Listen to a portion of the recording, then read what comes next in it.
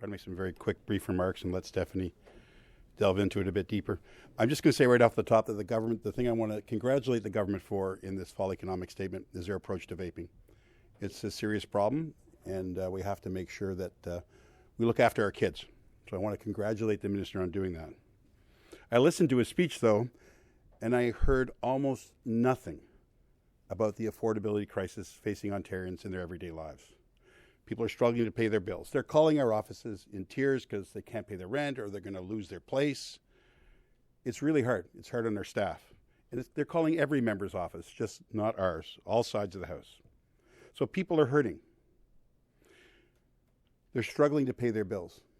There's pain out there. And the government's solution to their struggles is a bank. A bank. People need help today. They don't need another bank, another bureaucracy.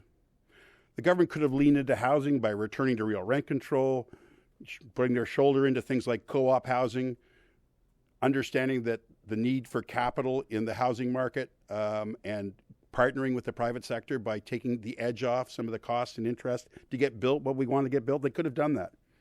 They could have gone all in on housing, which is what is needed right now.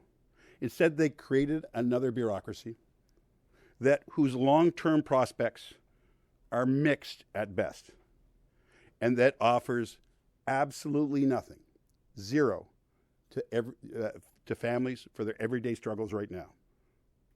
They could have raised the Ontario Child Benefit like we've been asking them to do for a year, or raised social assistance rates, or returned to real rent control, or taken some other measures that put some money back in people's pockets right now. So even the government's investment in the water infrastructure is a half measure. Pipes don't mean much if there ain't anything to connect them to, like a tap or a toilet. They got to have that end of it. And the government didn't address this in the fall economic statement. When I heard that they were creating a bank, I literally said, you can't be serious. How is this going to help people in any way in their everyday lives? And to be frank, I just thought a minute ago, who's the bank there for? Well, the bank will build things like the 407. Who's going to benefit from that? People who own land around the 407. Right? Same people that were in the back rooms, same people that are implicated with the government in this RCMP investigation. I'll turn it over to Stephanie. Thank you, John. First of all, I do want to wish Minister Bethlenfalvy's mother all the best and a return to good health. But today I would have to say that this government's fall economic outlook is a resounding disappointment for the people of Ontario. John's talked about the issues around basically zero measures to help people with affordability, which would be things like rent control, adding money to the Ontario Child Benefit, giving relief to families who want their kids to be doing well and healthy and who have them in extracurricular activities and are struggling to pay for those things while at the same time putting food on the table. This government has basically doubled down, right? They've doubled down on building an underground parking lot at Ontario Place that will likely be underwater forever instead of choosing to double down on dealing with the affordability crisis. They're doubling down on building buildings that will have empty beds because of their appeal of the unconstitutional Bill 124, and they're building empty childcare spots because they won't pay early childcare workers what they deserve to be paid, so they won't be working in them. I do want to talk a little bit about the recession or the pending potential recession, and certainly the minister talked about a slowdown.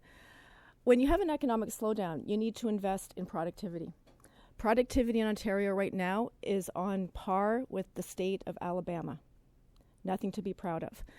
And when you talk about how we drive productivity by helping workers be more productive.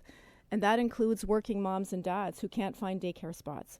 When we can get more people back to work and working in productive, good-paying jobs instead of waiting for a daycare spot, that actually adds and boosts Ontario's economy, makes life better for all. I want to talk a bit about the bank, this bank that is their, one kind of new, or the main new measure. I'm making a prediction here and now. This means more for-profit business in the business of Ontario. pension funds, trying to attract private money from pension funds, basically you do that by guaranteeing them a rate of return. Teachers' pension plan in 2021 had an 11% rate of return. That's the kind of return pension funds will be looking for in order to invest. And in order to invest, to get that kind of return, you need to be investing in for-profit businesses. So when the government talks about creating an infrastructure Ontario bank, to me that is a very strong signal that there will be more privatization to come in the sectors they listed: long-term care, energy, utilities, transportation. I also want to talk about the contingency funds. They've added, the minister talks about contingency funds being for a rainy day, but these contingency funds are really to deal with disasters of their own making. Last year, the public accounts show that the government has booked $2.5 billion to settle the appeal to Bill 124. You only book that money when you know it is likely and you can estimate the amount.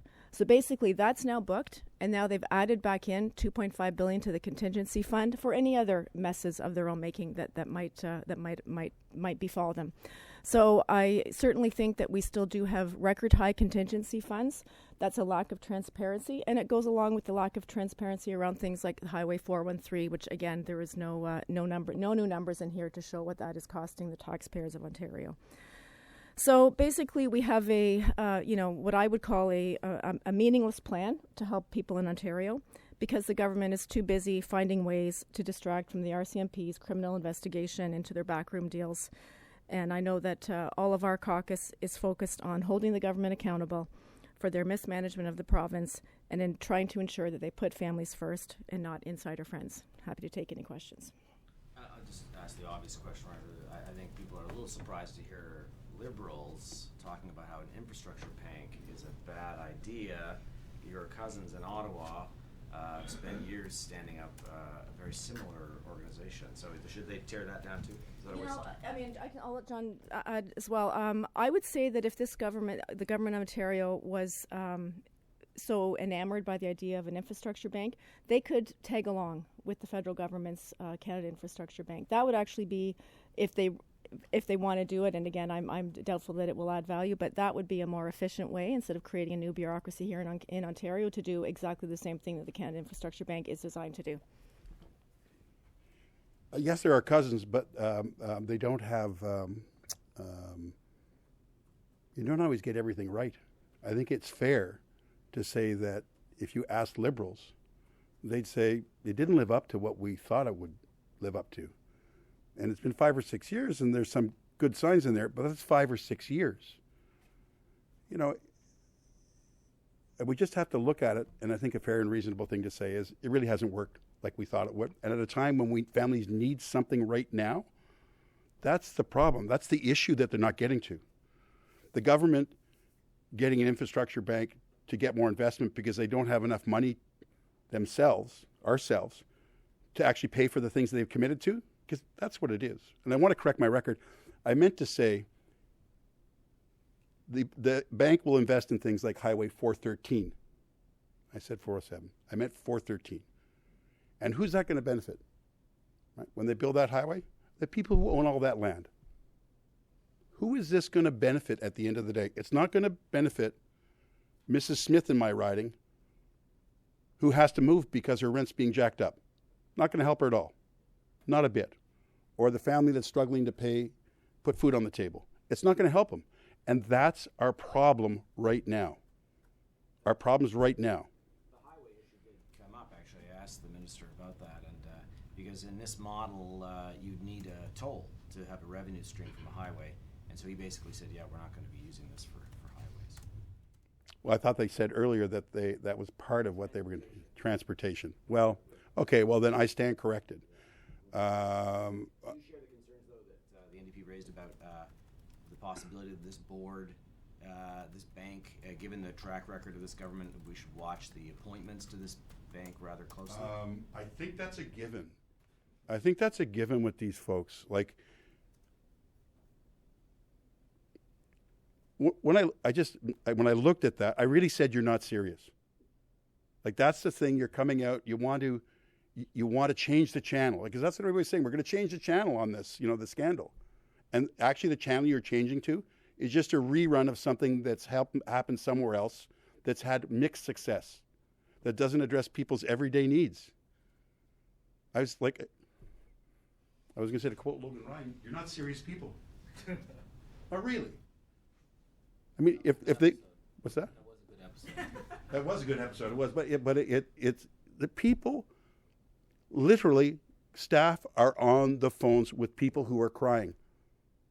Not because of a specific incident, but because they don't know what's in front of them, where they're going to end up, where they're going to live, what they're going to eat. And the government says, we're going to create a bank, and we're going to put a whole bunch of high-paid people in there, and they're going to solve all our problems. Get real. What else do you disagree with the federal Liberals on, John? Probably more than I want to mention right now. Look, the thing is, look, even inside caucuses, right? Even I've been in a caucus, a bigger one than we have right now, but even in ours, there's different points of, people have different views. That's what's supposed to happen here. And, I'm not going to be overly critical of the infrastructure bank, and I'm not going to rail against it. But I think it's fair when I say, meh. And everybody else would say that. Liberals would say that.